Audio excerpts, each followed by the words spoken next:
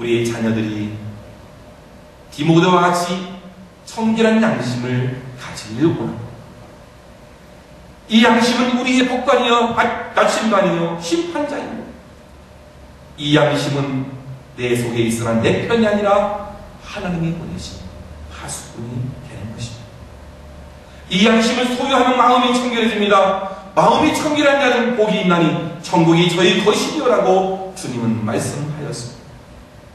디모데는 하나님의 임재 속에서 살아갈 수 있었던 것은 청결한 양심을 통해서 살 수가 있었습니다.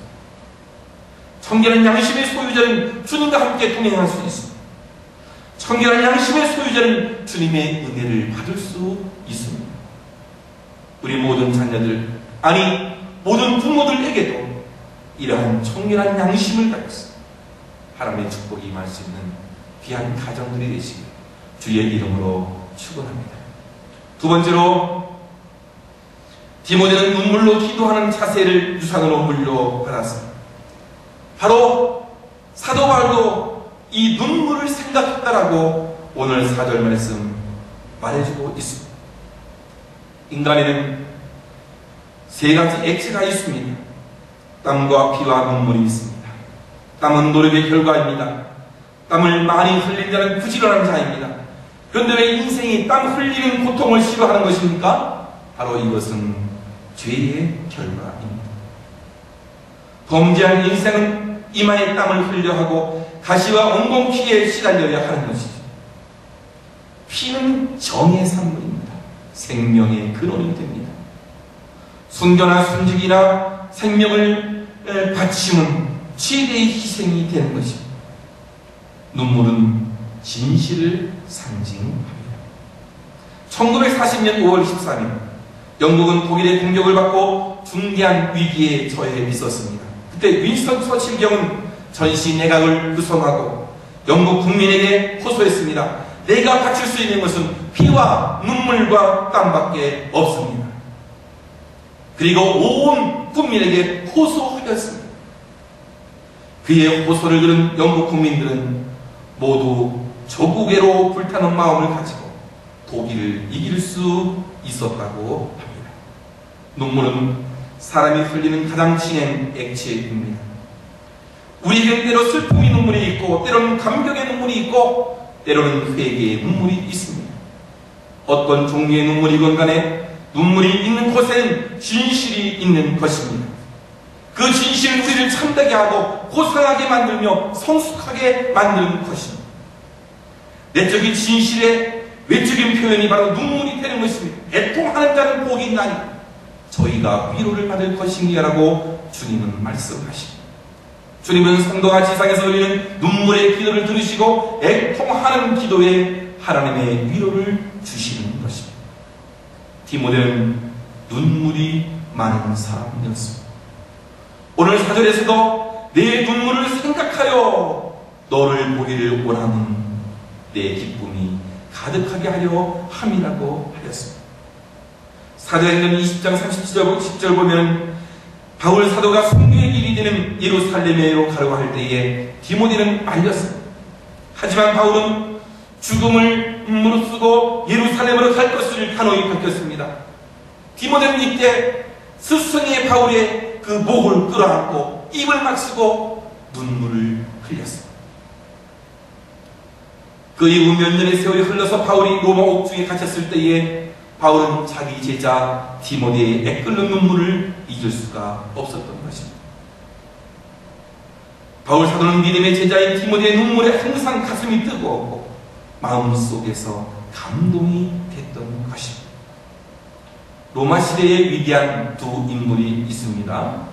하나는 네로라는 사람인데 악명 높은 자입니다. 네로가 폭군이 된 것은 그의 어머니 때문입니다. 그 어머니 아그리피스는 아들의 권력을 얻는 데 수단과 방법을 가르지 아니었습니다. 네로는 방탕하였고 세속에 빠졌고 탄자의 생활을 즐기고 있었습니다. 다른 한 사람은 어거스틴입니다. 어거스틴의 어머니 모니카는 눈물로 자식을 키웁니다. 눈물로 기도하였습니다. 어머니의 눈물이 어거스틴을 변화시켰습니다. 밀라노 주교 암브로시우스 주교를 만나서 마니교회에서 돌아와서 회개하고 새 사람이 되었습니다. 눈물의 기도가 있는 자식은 결코 망하는 법이 없습니다.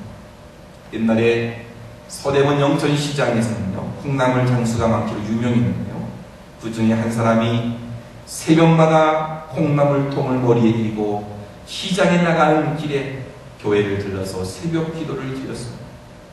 이 아주머니의 인생의 목표는 예수 그리스도와 함께 살면서 자식들을 믿음으로 성장시켜서 하나님의 일꾼을 만들어내는 것이었습니다. 새벽마다 눈물의 기도를 흘렸던 것입니다. 결국 그 아주머니는 아들을 훌륭한 사업가로 키워냈습니다. 아들은 훗날 큰 제약회사의 사장이 되었습니다.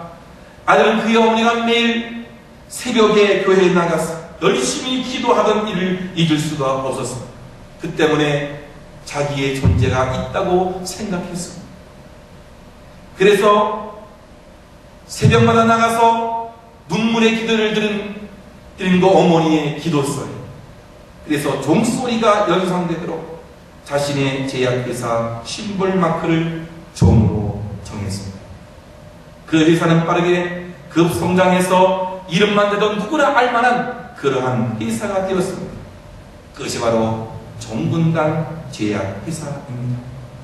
어머니의 믿음이 이렇게 자녀들에게로 이어져 내려갔습니다. 부모의 눈물의 기도가 자녀가 축복받는 길로 자녀를 성장시켰습니다.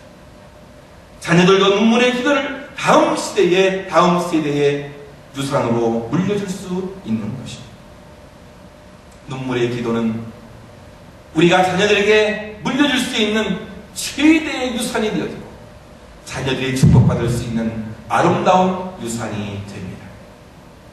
우리 모두 눈물의 기도를 우리 자녀들에게 물려주는 은혜가 있기를 주님의 이름으로 축원합니다. 셋째로, 디모데에게서 거짓 없는 모습을 발견해 볼 수 있는데요, 바울은 이것을 잊을 수가 없다고 말합니다. 이는 내 속에 거짓 없는 믿음을 생각함이라 라고 5절 말씀에 기록하고 있습니다. 먼저 우리는 하나님을 향한 믿음이 있어야 합니다. 자녀들은 그 부모를 보면서 그것을 말없이 배워갑니다. 부모가 어떻게 믿느냐, 부모가 어떻게 살아가느냐, 소리 없는 가르침이 우리의 삶을 통해서 자녀들에게 보여주는 것입니다.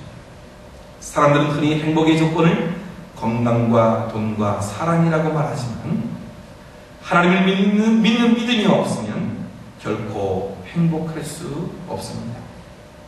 성도에게 있어서 지상 최고의 무기는 믿음입니다. 믿음은 세상을 이길 수 있는 유일한 무기가 됩니다. 대저 하나님께로서 날마다 세상을 이기느니라. 세상을 이김은 이것으니 우리의 믿음이니라고 요한일서 5장 4절은 말씀해주고